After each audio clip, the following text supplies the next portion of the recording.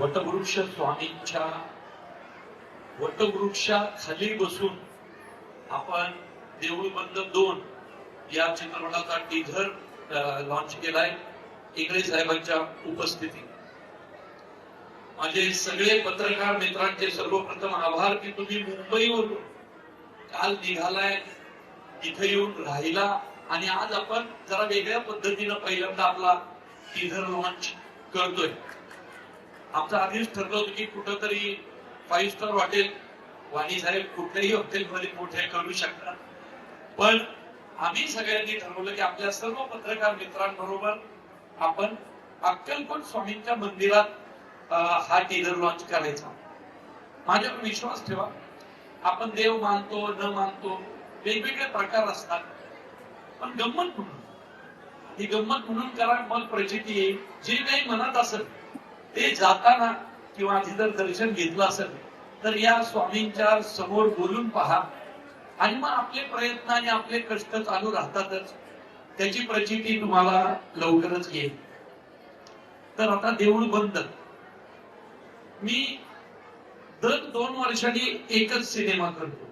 कितीही मोठ्या ऑफर आल्या, म्हणजे येतातच, चालू असतातच, कितीही मोठ्या ऑफर आल्या तरी मी घेत नाही, कारण मी 2 वर्षात एकच सिनेमा करतो. सिनेमा झाला की गावी शेतीच्या कामांना जातो, शेतीची कामं संपली की मग परत पुढचा सिनेमा लिहायला पुण्यामध्ये येतो. हा माझा क्रम आहे आणि असंच असतं. देऊळ बंद सिनेमा 10 वर्षांनी येतोय. माझं आणि कश्मीर महाजनी दोघांचं डेब्यू देऊळ बंद मधून झालं होतं, कारण कश्मीर माझ्या एकांकिकांमध्ये काम करायचा, म्हणून तेव्हा मी पहिल्या सिनेमाचा हिरो करणार असं ठरलं होतं. आज 10 वर्षांनी देऊळ बंद येतोय. राघव शास्त्रीच्या जागी संगी पायगुडे नावाची शेतकरी महिला, संगी पायगुडे, ग्रामीण भागात स्नेहल हिरोईन. कित्येकदा असं बोललं जातं नेपोटिझम, हे काय संधी देतात ओळखीच्या लोकांना. कारण सांगतो, माझं लग्न झालं 10-11 वर्षांपूर्वी. जे मला निलिमा ती माझ्या बरोबर काम केलेले, तिने एकांकिकेत म्हणून तिला माहित नाही. तर लग्नाला 16 वर्ष झाली ना. तर ज्यावेळी माझं लग्न झालं त्यावेळी माझी आर्थिक परिस्थिती खूपच बेताची होती, तरी तिने डेअरिंग करून माझ्याशी केलं, कारण तिलाही माहितीये तिथं जे पत्रकार मला ओळखतात जुने मंदारविंदा, की मी नाटक वेडा होतो, फक्त नाटक करायचं. आणि ही आयुष्यात आली आणि जबाबदारी घ्यायचं ठरवलं. पण त्यावेळी मला माहितीये की सर्वोत्कृष्ट अभिनेत्रीची सर्व पारितोषिक जिंकणारी अभिनेत्री होती स्नेहल दत्ते. थिएटरवर म्हणजे तिच्या अभिनयाला दाद दिली जायची. खूप ऑफर्स होत्या आणि नेमकं तिने लग्न केलं. तिचं वय तर तेव्हा 23च होतं. आणि तिने मोठ्या मनाने ठरवलं, प्रवीण, जर आपल्याला घर चालवायचं असेल तर एकाने काहीतरी फिक्स इन्कम नोकरी केली पाहिजे, एकाने या क्षेत्रात केलं पाहिजे. त्यामुळं तिने तिचं चालू असलेलं करिअर थांबवलं, पोलीस डिपार्टमेंट मध्ये नोकरी केली आणि मग मी इकडं स्ट्रगल करत राहिलो. मग कुंकू, पिंजरा, दुर्वा, तुझं माझं जमेना, कन्यादान अशा अनेक सिरियल मी लिहित राहिलो. रेये सिनेमा लिहिला, कुटुंब सिनेमा लिहिला, पितृऋण सिनेमा लिहिला.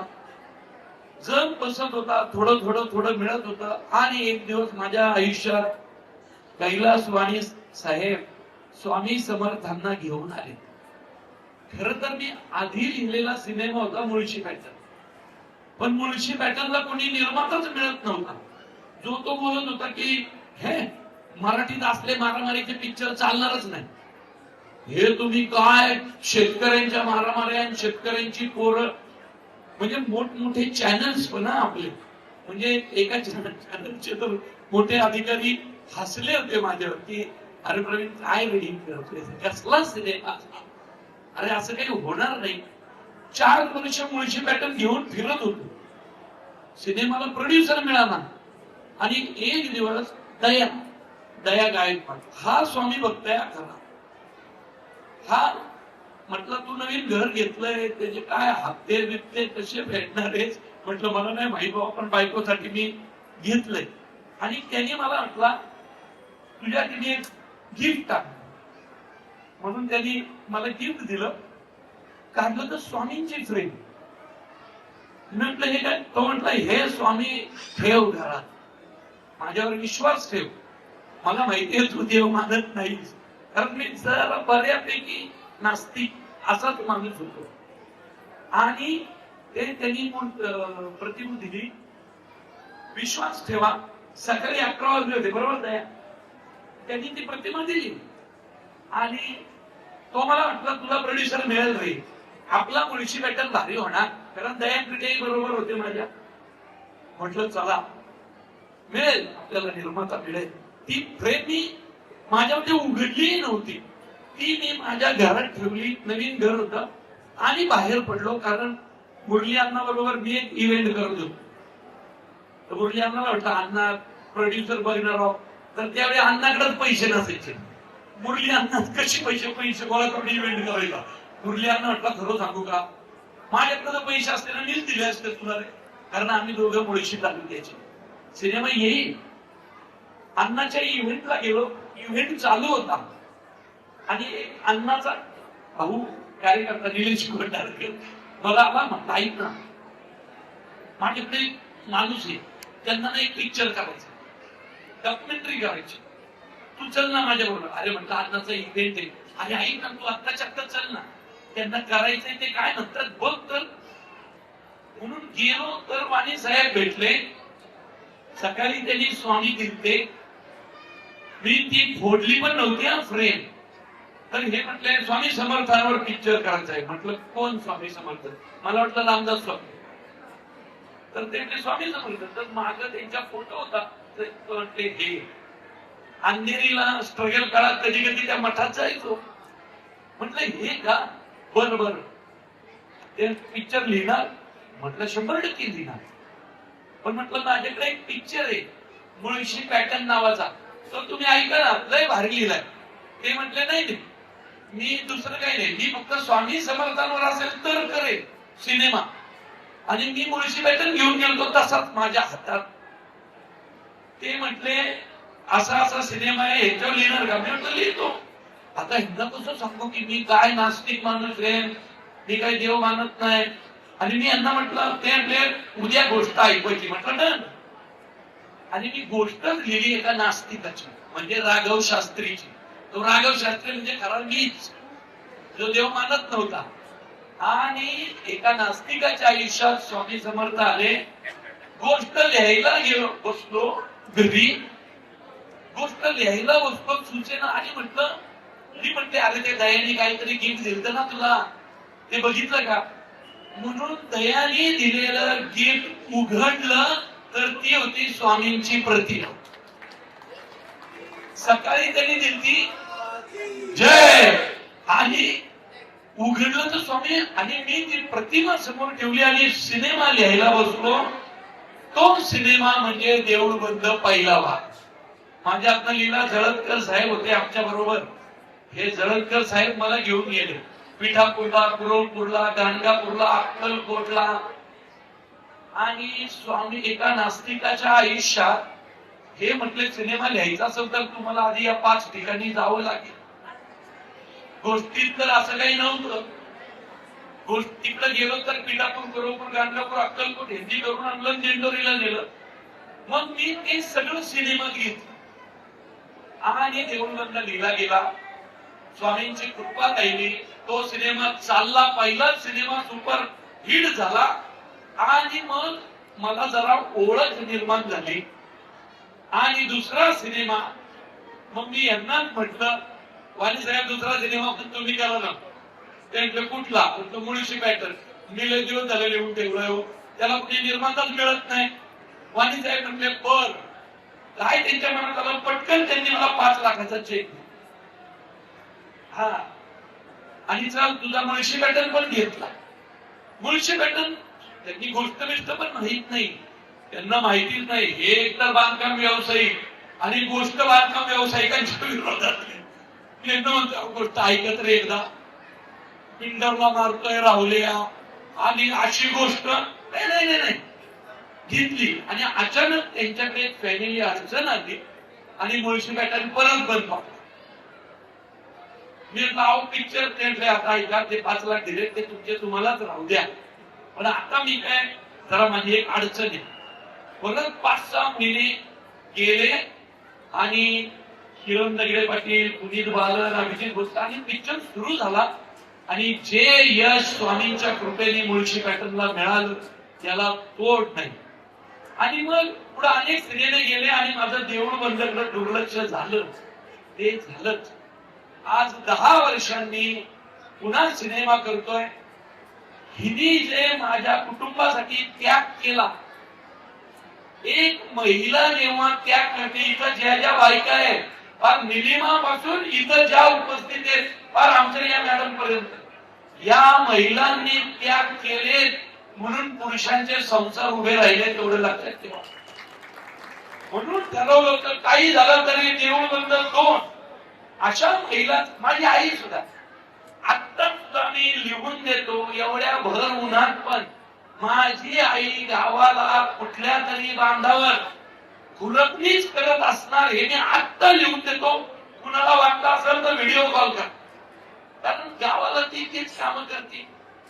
अशा असंख्य महिला पाहिल्या होत्या आणि त्या महाराष्ट्रातील सगळ्या कुटुंबासाठी झटणाऱ्या महिलांचं प्रतिनिधित्व स्नेहल करतीये. एमईटीवर बसून. लक्षात घ्या, भगवंताला मागं बसवलाय आणि हा सिनेमा एक महिला ड्राईव्ह करणार आहे एवढंच तुम्हाला सांगतो. पिक्चर बद्दल मी जास्त काही बोलत नाही. मी माझ्या कुठल्याच सिनेमाबद्दल बोलत नाही. सिनेमा एकदा रिलीज झाला की सिनेमा बोलतो. आणि हा सिनेमा जर महाराष्ट्रातल्या लोकांना देऊळ बंद, मुळशी पॅटर्न, सरसेनापती हंबीरराव, धर्मवीर 1 आणि 2 आवडले असतील तर त्या सगळ्या सिनेमांच्या पुढे 2 पावलं गेलेला सिनेमा म्हणजे देऊळ बंद भाग 2. आता परीक्षा देवाची. मी कशा पद्धतीचा दिग्दर्शक आहे हे नटांना माहिती आहे. माझ्याकडे ट्रस्ट होतात. मी थोडासा अग्रेसिव्ह टाईपचा डिरेक्टर आहे. प्रेमाने वगैरे सांगणं नाही ना. मग प्रसादोक असू दे, ओम भुतकर असू दे, कश्मीर महाजनी असू दे, क्षितिज दाते असू दे, हंबीररावमध्ये मीच माझ्याशिवाय वागलो, कारण मी रोज पिक्चर. आणि आता बायको होती तरी तिने तो त्रास भोगला. मोजोंचं वय 75 आहे. म्हणजे एकदा तर मला भान नाही. मी शॉट घेतोय, शिफ्ट वाढली माझ्या लक्षातच नाही. 33 तास सलग शूटिंग करत होतो, बरोबर ना. शेवटी मोजो काय म्हटलं माहितीये का, आणि मी मोजो म्हणतो, हो मोजो तुम्ही काय, मोजो उभे राहा ना. काय मोजो माझ्या दापट येतो, पण त्या दिग्दर्शकाला रिस्पेक्ट देणारा इकडे या. आणि मला जवळ घेऊन म्हटले, तगडे तुमचं वय किती आहे माहित नाही, माझं 75 आहे. 33 तास झालं मी एका जागेवर उभा आहे. तुम्हाला अक्कल नाही. पण आता ऐका, मला थोडी सुट्टी द्या. आणि मग माझ्या लक्षात आलं, अरे बापरे. मग मी पिट्याला म्हटलं काय रे, तर म्हटलं तुझं कोण, तुझं चालूच आहे चालूच आहे चालूच आहे. ज्युनियर आर्टिस्ट पळून गेले हे माहिती आहे तुला. मग मी सेटवर पाहिलं तर खरंच 250 ज्युनियर आर्टिस्ट पळून गेले होते. नंतर मोजे म्हटले, तर आता माझ्या वयाला थोडासा रिस्पेक्ट द्या तगडे. 33 तास झाले, सूर्य उगवून मावळून पुन्हा उगवून 3 तास झाले, मला जाऊ द्या. आणि मग मी सीन थांबवला. त्यामुळे माझ्या अत्याचाराला बळी पडलेले हे सगळे इथं आहेत. खूप मोठा डीओपी. तुम्हाला महेश टिमे माहितीये, माझ्या बरोबर काम करतो. केदार गायकवाडनी केलंय.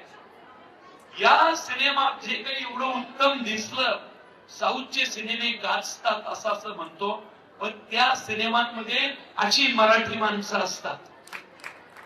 साऊथ मध्ये गाजवलेल्या त्यांनी माझ्यासाठी त्याचं काम बंद ठेवलं आणि सगळं सोडून प्रशांत मिसळे इथं आले. का तर 10 वर्षापूर्वी पहिला भाग त्यांनी केला. बाकी यांच्याबद्दल मी बोलत नाही. नवे एकांकिकांमधले महाराष्ट्रातल्या सर्व एकांकिका पाहिल्या, त्या स्पर्धांमधले बेस्ट ऍक्टर मी घेतले 1, 2, 3, 4, 5 आणि सिनेमामध्ये मी रोल दिलाय. त्यामुळे महाराष्ट्राची भाषा तुम्हाला इथं पाहायला मिळेल. एवढंच सांगतो, सिनेमा पहा. मी नंतर इंडिव्हिज्युअल प्रत्येकाशी बोलत, सगळे माझे आवडते पत्रकार झाले. मी भांडलो होतो कुशल कोटेशी, जर ते चेहरे नसतील आणि तू वेगळे कुणी आणले नवे नाही का असतात ते इन्फ्लुएन्सर, म्हटलं तुला सांगतो, मला पत्रकार म्हणजे ज्यांच्या जीवावर नागराज मंजुळेही मोठा झालाय, प्रवीण तरडेही झालाय आणि रितेश देशमुखही झाले, ती ही माणसं आहे. म्हणून आणि मला खूप बरं वाटलं तुम्ही सगळे इथं आहात. ते चेहरे आहात जे तुम्ही मराठी इंडस्ट्रीला मोठे करताय. स्वामींचा आशीर्वाद आपल्या पाठीशी राहील. सिनेमाबद्दल इंडिव्हिज्युअल बोलेल एवढंच सांगतो, 21 मे नंतर स्वामींच्या मठात त्यांच्या वटवृक्षाखाली बसून सांगतोय, न भूतो न भविष्यती असा सिनेमा पाहायला मिळेल. हिच्या अभिनयाबद्दल मी बोलणार नाही, कारण हिचा अभिनय जास्त मोठ्याने बोलेल. सिनेमा तुम्ही बघा. धन्यवाद. वाणी साहेब पुन्हा एकदा आभारी. मोहन जोशी सर, मला माफ करा, माझ्यामुळे तुम्हाला त्रास झाला असेल तर. मी खूप त्रास दिलाय, म्हणजे 49 डिग्री तापमानात मी त्यांना खूप त्रास दिलाय. सिनेमा पाहिल्यानंतर कळेल. म्हणजे मी एक धाडसी विधान आज करतो, धाडसी. 600 सिनेमे केले, 600 पेक्षा जास्त. मोहन जोशी सरांचं आजवरचं सर्वोत्कृष्ट काम तुम्हाला देऊळबंद 2 मध्ये पाहायला मिळेल, हे मी गॅरंटीने सांगतो. धन्यवाद.